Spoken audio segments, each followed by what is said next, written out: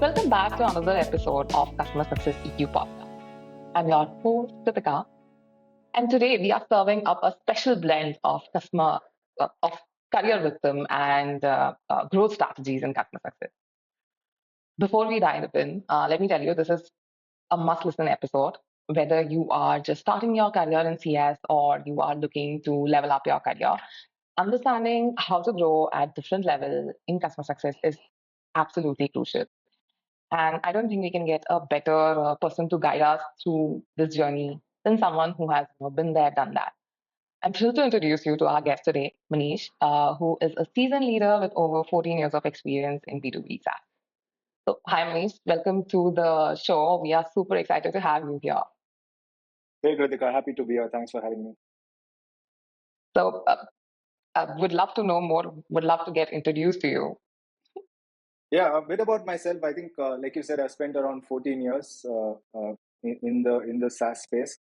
Started out as a techie, then went on to be an entrepreneur, and then spent around 12 years in customer success in various roles, from IC to CS ops to CS leadership at different companies, startups, scale up, and enterprise companies. Different customer bases, different regions, different customer sizes as well. So it's been an interesting journey.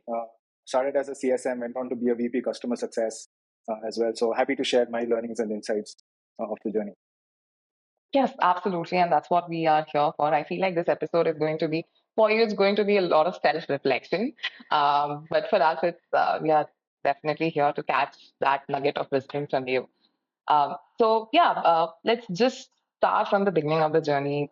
You have worked with so many notable companies like Belong and LinkedIn and SarsB, and now with Total. How did each of these experiences shape your approach to customer success? Yeah, I think, like you said, it was sort of a walk down memory lane for me. Had to sort of uh, brought up a lot of fond memories. Belong was my first foray into customer success, and that was in 2016 when CS was still a new function. It was in a very nascent stage, right? Uh, Belong was a startup in the HR tech space. When I joined, it was a very SMB focused company. And here, I think the CS role that my manager at that time, Abhilash, pitched me was, we are trying to be consultants, trusted advisors, problem solvers for our customers. So I didn't know what CS was. I'm like, okay, let's do this. It sounds like it's cool. There's traveling involved, customer meetings involved. So that's how sort of I took up this role. Here, I think since it was an early stage company, it was around 1 million ARR Series A stage. That's when in Belong I got exposure to very high touch customer success, uh, especially working with mid market SMB customers like Freshworks, HelpShift, and all these smaller startups. But within Belong, I also witnessed the how a company transforms from serving SMBs to enterprise customers, right? That foray from SMB to enterprise, that journey where we ended up serving logos like Cisco's, JP Morgan's, Morgan Stanley's, that evolution of CS, I think that exposure was invaluable for me. Belong was a very, very data driven, data focused company, right? We implemented tools like Gainsight, Mixpanel to really use data along the customer journey. In fact, Belong was one of the first India-based customers of Gainsight at that time. We spent a lot of money on Gainsight, a lot of CS playbooks, processes, tools. So in Belong, very thankful for that exposure from serving SMB to enterprise customers, data-driven customer success, and building customer success for scale. Right. So after Belong, went on to LinkedIn where I was an IC, and then went on to be a lead CSM managing a small team. Uh, at LinkedIn, I was managing just 26 accounts, but they were LinkedIn's top 26 accounts from your big three consulting firms like PwC's, McKinsey's, to big banks like Morgan Stanley, tech giants like Cisco, IBM, and S&P. Right here, I saw a very different shift in customer success. Uh, Here, I saw the value of being a very strategic customer success manager, being a true sort of trusted advisor to the customer, and also how do you manage key stakeholders in very, very large and complex organizations, and how do you multi-thread and penetrate accounts, right, to unlock new champions, new influencers, so that you can ultimately grow in the account. So that was my foray into large enterprise accounts at LinkedIn. And in ChargeBee was a completely different ballgame. The company was growing rapidly. When I joined, it was valued at 750 million, and in 2.5 years, it ended at around 3.2 billion valuation, almost 2xing every 6 months the number of customers, the revenue. Right here, I got exposure to managing SMB and long tail customers. Right, we had thousands of customers. How do you manage such a large scale of customers across the globe, still deliver great experiences, still have personalized sort of engagement, and still drive value at scale? That was a very interesting sort of journey at ChargeBee. A lot of scaled playbooks, a lot of one-to-many playbooks. And then finally, Toddle. Toddle is a very adoption driven platform because the end users are educators, school teachers. They're not very tech savvy. So Toddle focused a lot on product education, training, content, which led to immense growth. Right, Toddle is growing rapidly. Great fans, great customer advocacy across the globe for Toddle, and this was largely driven by the stellar CSMs who are super customer focused, super product focused, and super sort of education focused to unlock value, which sort of leads to growth. So net, I've seen the data-driven side of customer success, relationship, the long tail scale customer success, and also sort of product adoption, value-driven CS in these different companies. And for that, I'm super grateful always. Absolutely. Oh my God, that is such a fascinating journey. And I feel like you have truly been there, done that all. So what you took us through your journey, from CSM to VP of CS now. What do you consider as the most pivotal moment or decision in your career progression, which led to one stage to another to another? So I think as I look back, uh, two things come to mind. One is after when I joined Belong, after my stint as an entrepreneur, a venture that failed, that didn't go very well. So I was actually a coder, then went on to be an entrepreneur. And this foray into B2B SaaS customer success happened almost accidentally or unintentionally, right? Um, just that opportunity at Belong, where my early manager Abhilash sort of gave me that opportunity to work. Very, very strong, talent dense team where I got to learn a lot about CS and SaaS. I think that was amazing. And then also moving to ChargeBee after LinkedIn, right? LinkedIn was amazing, stellar experience. But when ChargeBee happened, ChargeBee was scaling rapidly. Amazing founding team, great learnings. And in fact, the leadership team there, Krish was the CEO, Adam the CRO, and my hiring manager, Arundhati. I think they took an early bet on me and made me one of the youngest directors in ChargeBee at that time. So that opportunity, I feel, unlocked a lot of doors for me, unlocked a lot of learnings for me. And I think these two decisions sort of helped me, one, A, enter the whole SaaS space, and B, elevate myself to be a leader as well. Yeah.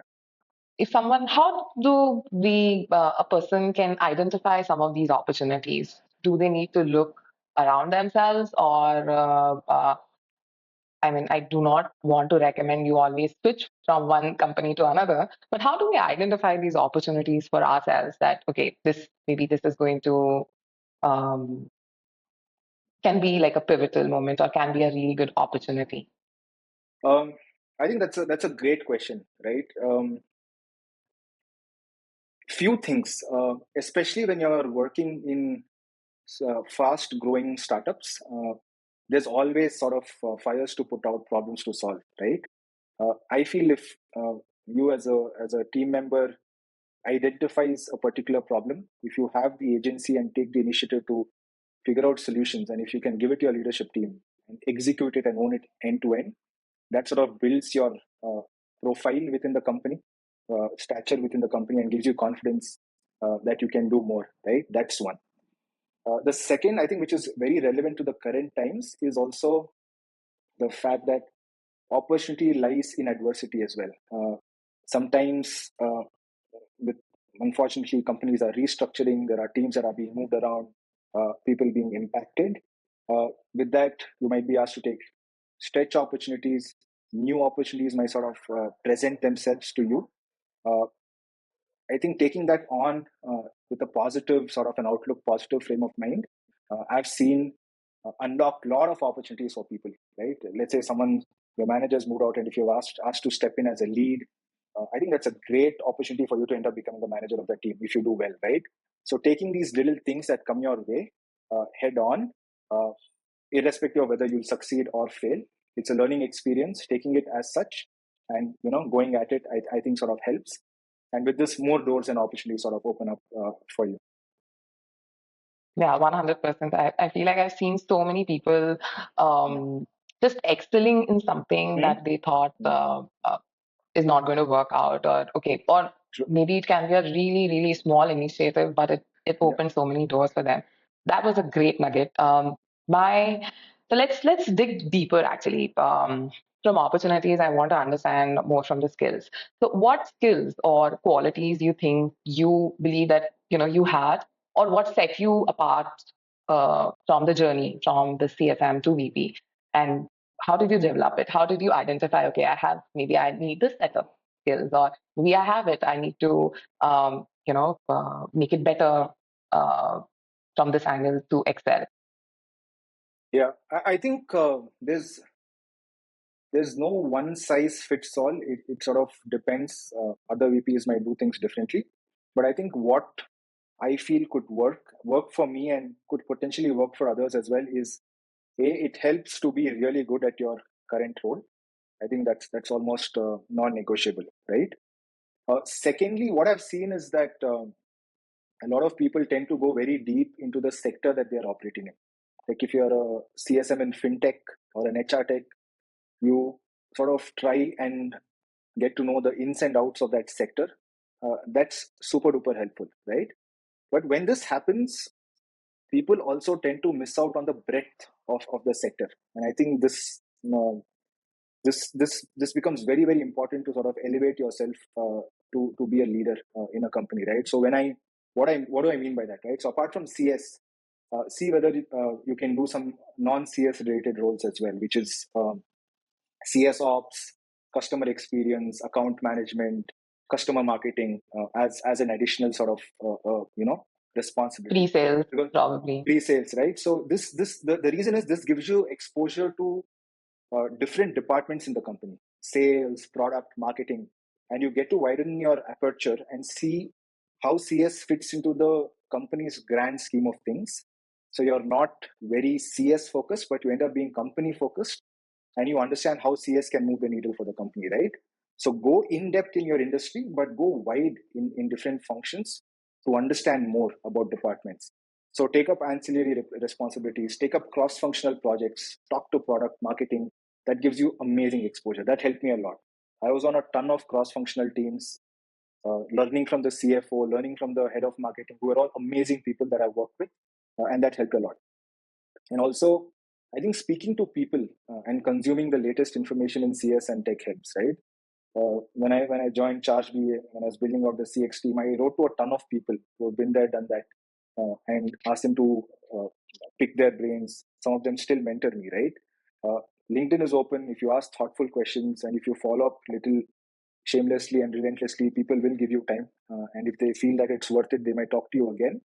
But people are out there. You can always learn from them. And there's also podcasts, right? There are so many podcasts in CS, global and even local, like the one that we have right now, and so many other people.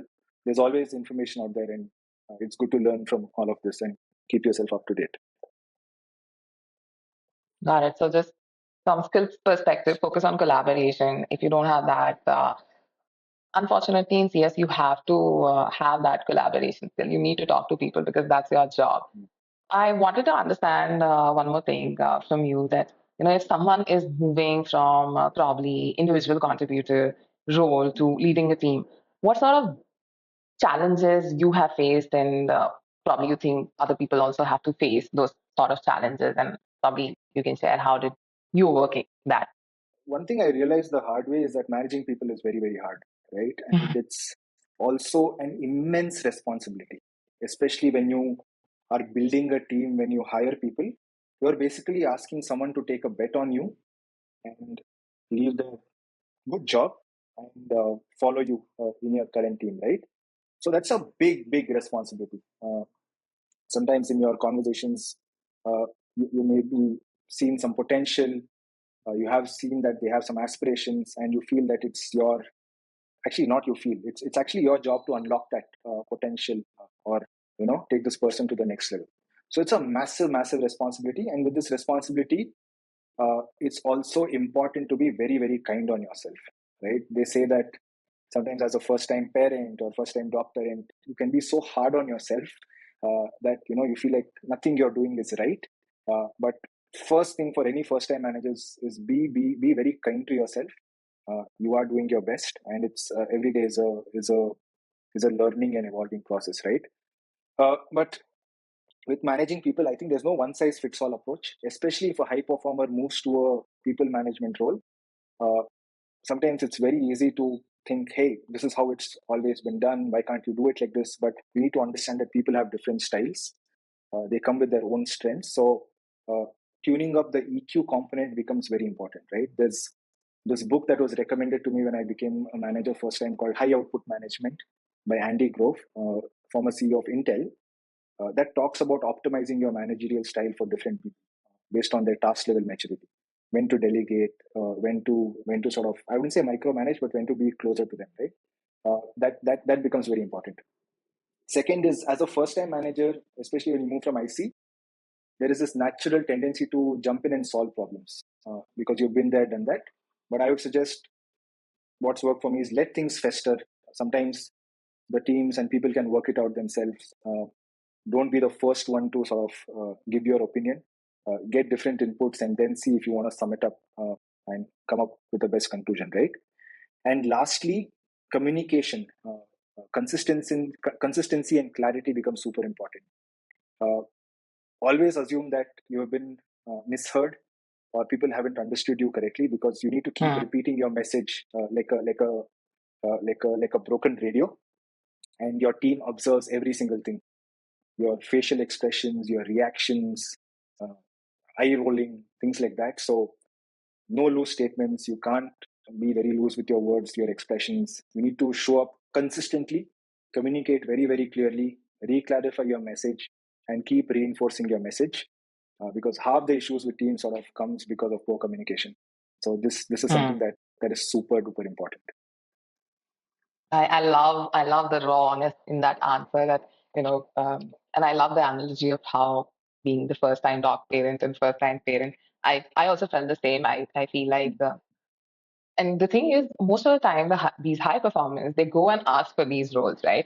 So it's not like they can go back and say, "Hey, I'm Yeah, struggling," yeah, or "Hey, I'm maybe I need some help." And this is a new role, so I also went through the same journey, and it took me some time also to figure out.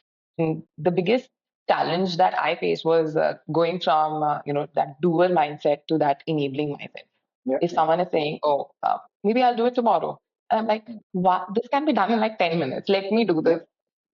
Just yeah, yeah, yeah, not trying to control everything and just trusting people, giving them their time is something that I personally learned from this whole experience of being the yeah, first time manager. yeah. And like you said, don't be afraid to ask for help. Right? There are, Mm.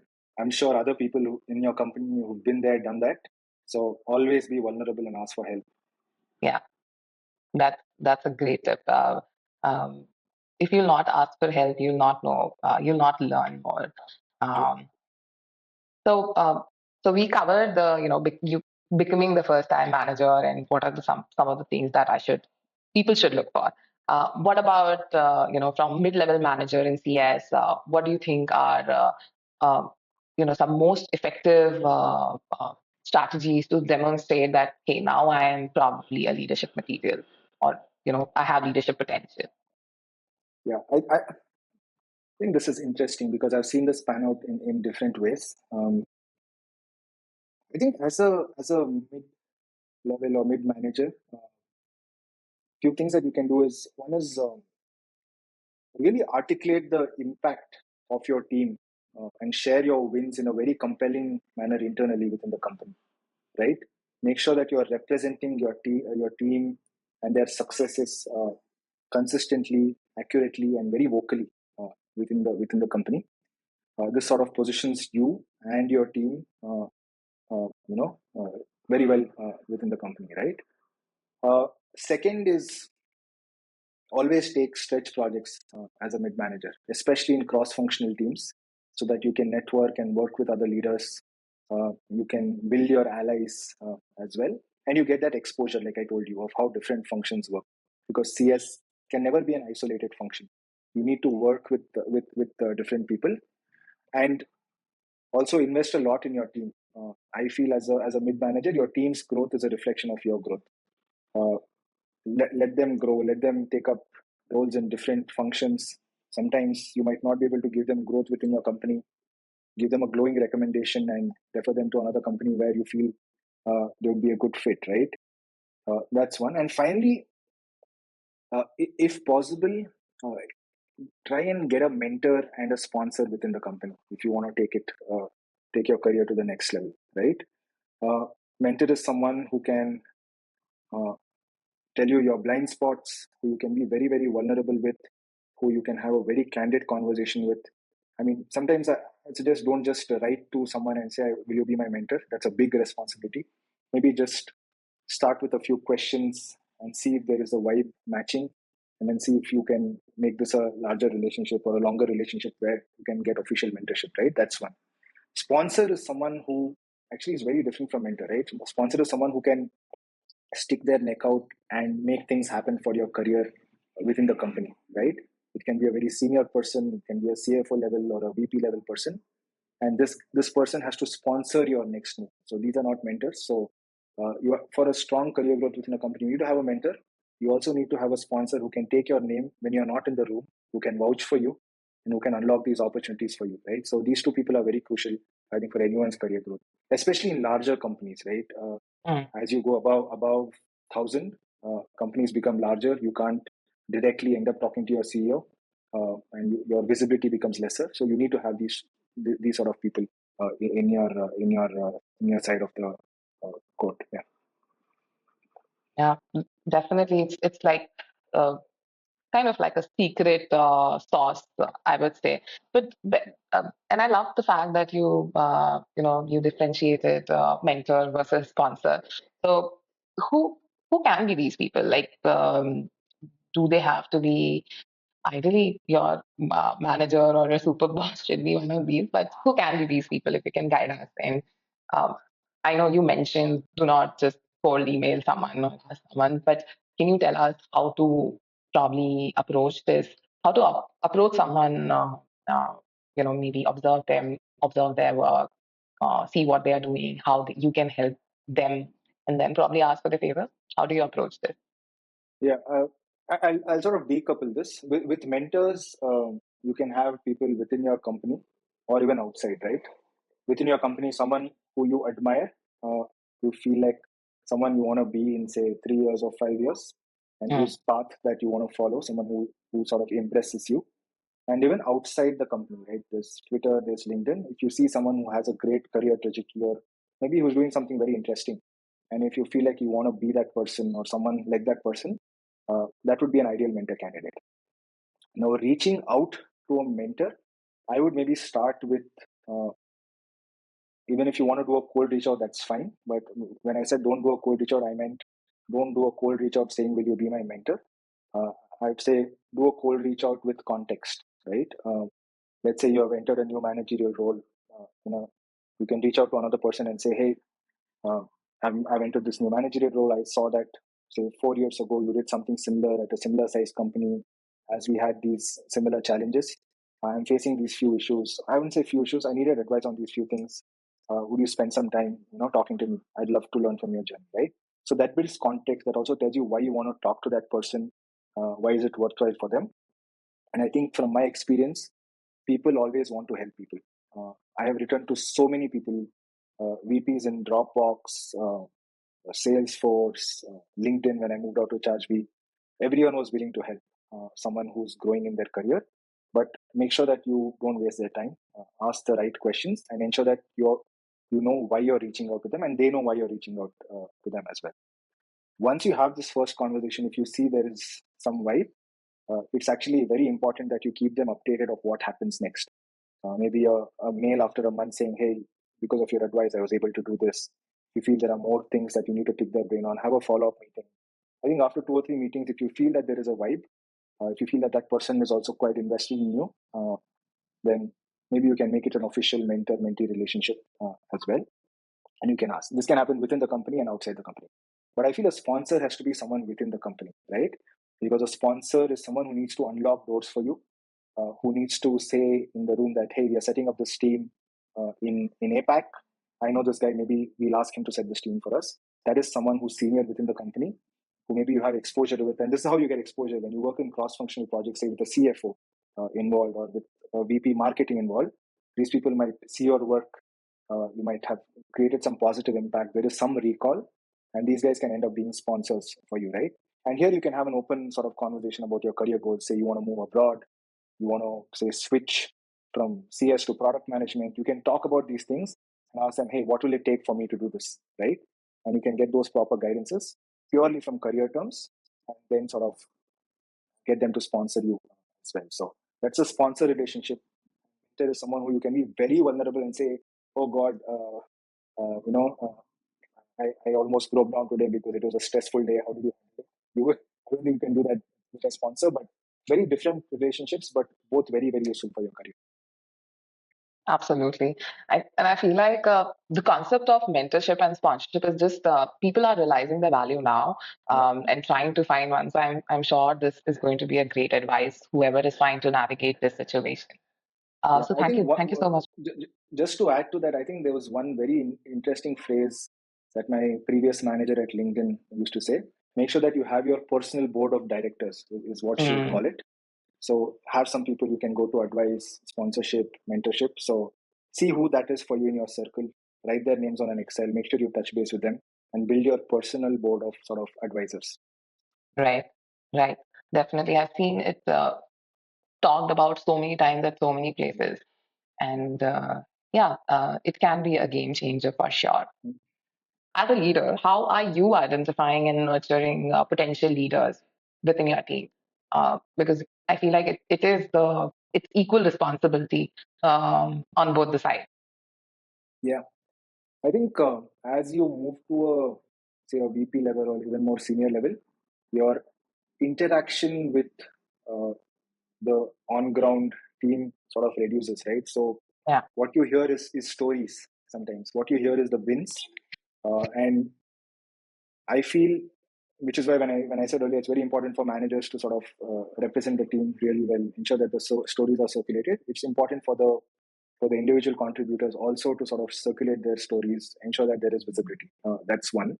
But as a leader, I think it's what I look for is someone with very high agency, someone who's sort of showed high agency, high initiative, willingness to try new things, uh, experimented with something. Something maybe it's seen success, maybe it's seen failure. That's fine, but that willingness to take that one step is super important. I think that's a sign of someone uh, who's ready or who wants to step up and do something more, right? Uh, and also who, like I said earlier, if someone has found a problem, figured out a solution, and also is willing to share that solution at scale, benefiting others within the team and also at the company, that is just amplifying impact. That means they're already a leader without the title, right? So actually, everyone right. can be a leader. The VP is just the title. So have you shown these sort of these things? And lastly, I also look at someone who's having fun at work. My coach Malcolm used to tell me that work is serious business, but it doesn't have to be serious business because work hard, but are you able to have fun? Do people like working with you? You can be a brilliant jerk. You can't carry people with that attitude, right? So, Right. do you take people along with you? Do you have fun? Are you sort of vibing well with others? Do others like to work with you? I think this is something that I look for apart from high agency initiative and so Yeah, yeah, absolutely. All the 3 points that you mentioned make complete sense. Okay. Um, I want you to take a step back and look at the bigger picture. Mhm. Throughout your career, now how has your definition of customer success has evolved? Initially, I think in 2016, 2017 time. CS was still considered to be a very value uh, product advisor, trusted advisor sort of a function, right? I think that's the impression I also had. Very product education, training, value focused, not very involved in the commercials because I think there was this perception that time that how can a trusted advisor end up selling, right? Let sales guys do the selling and CS will do the value and relationship piece. I think that outlook has changed, especially in the past 4 to 5 years. I feel CS now has to own something, own a metric, and it has to be, I think, important business metric like a churn or even growth, along with the other activities like product adoption, PS, and few others. But they should be accountable for a single metric or a couple of metrics, because especially in the past 2 years, a lot of questions have been asked about CS, right? What is the value of CS? What is it bringing to the table? And I think in the future, unless you're uh, creating a needle moving business impact, uh, your function is always sort of question. And I feel CS has to own something right now, and we are seeing CS sort of own churn numbers at least, or growth numbers in many companies. That shift is happening already. I have also been through the same journey. I've seen Mhm. like we just being sidelined and being, I mean, customer success just being as a,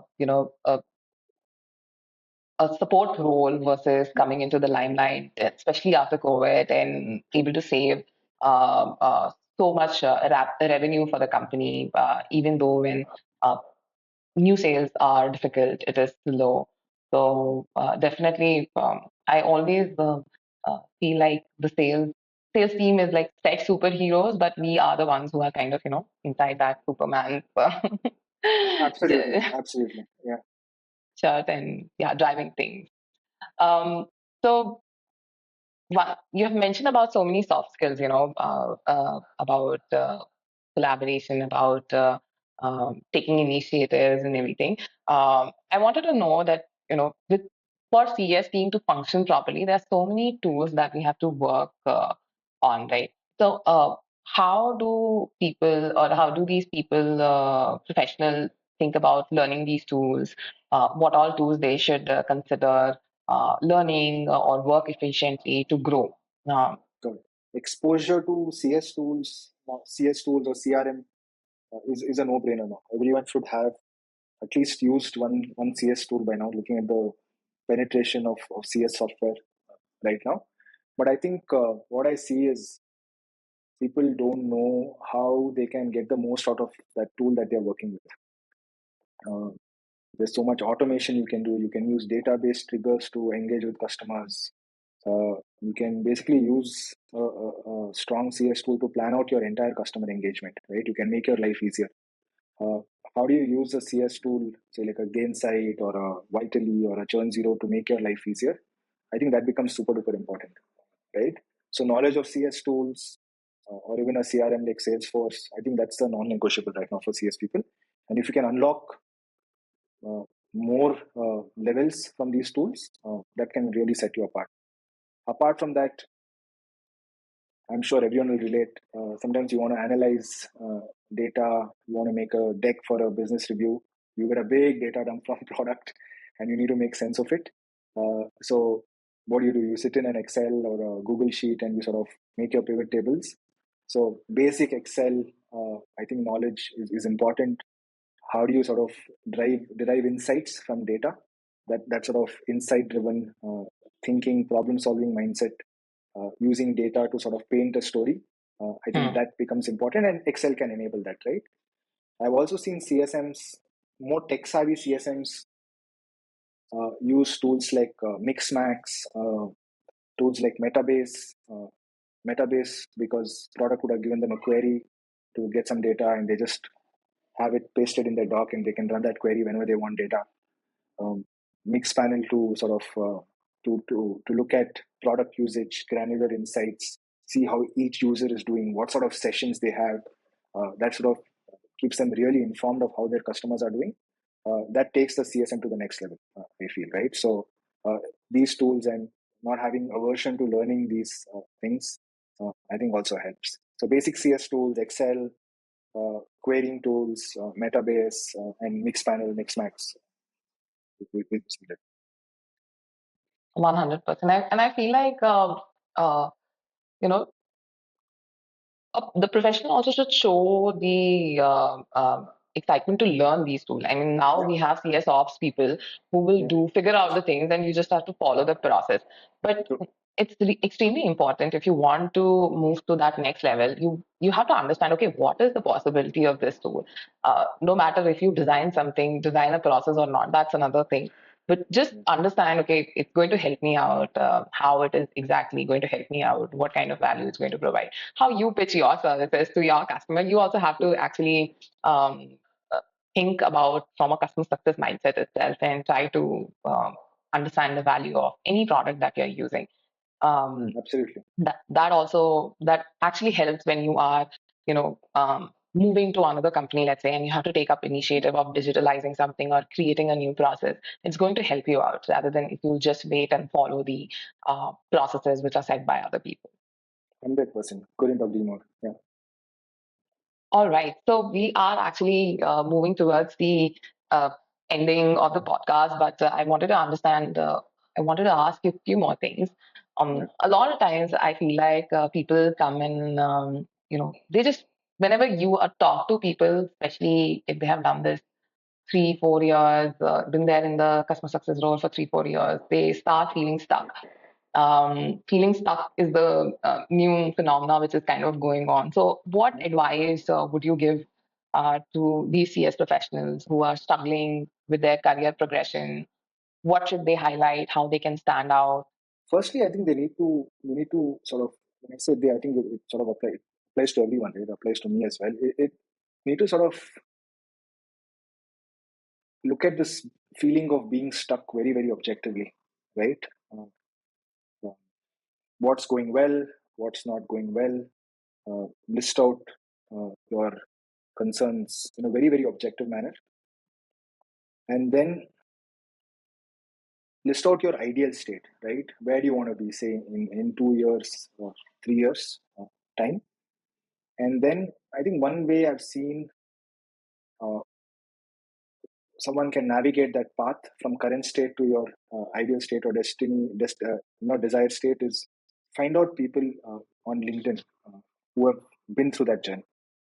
Right? If someone has been an IC at a startup but went on to be a director at another company, and you want to be there, say in 3 years, and you feel that there are similar patterns that you see with this person, and you want to be that person, say in 3 years, 4 years time, I suggest reach out to someone like that. Right? Reach out to someone like that. I've done that before. Get advice. What did they do? To get there. And as you talk to more people, you sort of start seeing patterns, right? And you can further dissect these patterns into actionable steps. Some of the patterns that can potentially emerge is maybe they built their thought leadership by posting on LinkedIn regularly, or maybe they took up stretch projects in the company, or maybe they decided that they're not having any growth in the current company, so they had to move on, unfortunately, right? So you'll see these things, and then you'll see what is it you can do, and have that clear timeline, say in the next 1.5 to 2 years, that you need to do these things to get to the next level, right? Uh, but I think one note of caution is when you look at where you want to be, say in 3 years or 2 years, don't optimize only for the title or a salary and say, I want to be a director, I want to get XYZ amount of money. When you talk to these people, try and understand what their day to day looks like, right? And see whether that really excites you. Sometimes you might be a director, you might get what you want, but you realize that you are super duper miserable, especially if you're Yeah, someone who likes to go out and meet customers, likes to travel. As a director, maybe you might be only managing a team, running your daily meetings, looking at decks, talking to your senior leaders. Some people might not enjoy it, right? So understand what that day to day is as well in that desired role that you might have. See if it excites you. If it doesn't excite you, look at the current state that you're in. What are the things that you really like? And see if you can optimize on these skills, and look for another role where you can sort of double down on these skills and sort of disregard the roles that the items that you feel is sort of making you more miserable, right? So things are working. optimize and double down on that. If things are making you feel stuck, see how you can get that off your plate. Talk to people, understand people who have been on that journey that you want to go. Really dissect and unpack their role and see once again whether that's for you. And then make out a clear plan with actionables and sort of write it down and execute on that on a weekly and a monthly basis is what I would say if you want to be unstuck. I think momentum and action sort of makes make someone feel like that they have ownership, they have agency, they can do Mm. things as well, rather than just feeling like you're stuck and there's no way out. So just do something, right? Whether it's a LinkedIn post, talking to someone, taking one smaller stretch project, but just keep moving as well. Absolutely. And few of the things you mentioned, I feel like why I didn't meet you like few years back to get that wisdom. But 100%, if someone is coming to me and saying that, hey, I feel stuck, the first thing I ask them to write it down, because in your head there you amplify the situations for some reason. I don't know if it is with everyone, but I have definitely observed this with myself, that if it is in my head, I'm thinking maybe it's going to be 10x worse than what it is exactly at the moment. So writing down really helps, and then once you write down, you will be able to see, okay, maybe the situation is not that bad, or what is the actionable plan that I can follow. So do something is the mantra. Yeah. And just to Mhm. interject here, right? I think one article that I always go back to, maybe you might want to link it in the notes, I'll send it to you later, is an article by Molly Graham, which talks about when is it time to look for a job change, right? And she really Mhm. unpacks this, the objective method that I spoke about. It's in great detail, and you can really evaluate whether things are actually not changeable at all, your current situation, or you can talk to your manager and you can make things better as well. So that's a beautiful article, must read for everyone who feels like they are stuck and who also feel like they don't have control, but you actually have more control than you actually think, right? So that's a must read article. Okay, that would be great. All right. So before we conclude this episode, I wanted to understand from you, from being a leader in the industry now, you're seeing how things are working out. Um, Industry is changing. What are some of the skills do you think, or area will be crucial for CS professionals, and they have to focus, they have to create those skill set in themselves for the next 5 years to be relevant, to be, that key player? Good. I think I'll go with the theme. Everyone is talking about AI. So uh, first is surprise. But first is, I think, how do you leverage AI to sort of 10x your output? Uh, how do you can you ask the right questions? Can you make this AI your buddy to sort of unlock different levels for you? Uh, I think that can help a lot, right? How do you engage with this new technology? How do you embrace this as well? The second I feel is, as AI and there are so many tools that end up doing the data crunching and all the mind numbing tasks for you, the human aspects will become very, very important. It will come to the uh, there's more spotlight on that, right? So as CSMs, I think storytelling becomes very important. Storytelling, especially with data, how do you craft your narrative to the customer? How do you engage with the customer with stories, and how do you present your data points, and talk about your product's value proposition, talk about the product's value itself. That becomes super important. And finally, I feel I'm still 50-50 on that, but I also feel that CSMs now need to start learning uh, strong customer influencing skills. I wouldn't say just for sales, but just how do you influence the customer, right? Because I feel that in the future, especially with AI coming in, with companies becoming very conscious about the headcounts and trying to go very lean, uh, you're either a builder, which is you code, or you sell, right? These are the ones who are going to create exponential value for companies. So having that ability to influence people, not just sell, but influence, bring them into your thought process, is a very important skill that CSMs need to learn. not just product adoption, training, and all, but influence people. I think that's crucial. Wow. I absolutely love it. I feel like you have to learn AI, but you have to bring the people aspect as well, that human aspect. So great insight, Manish. This is going to be the longest podcast that we have done, but I had so much fun talking to you, and so many wisdom nuggets of wisdom you have provided us. So thank you so much for being our guest, and yeah, I'm sure our listeners are also going to learn a lot from your journey. Yeah, no, thank you for having me. I had a great time, and shout out to all the people who have actually helped me along my career. These wisdoms are actually their wisdom, which I'm just sharing. So, thanks for everyone who took a bet on me, and I learned from others. So happy to share my learnings. Oh, that's very sweet. All right, thank you so much, Manish. Bye, Thank you. everyone.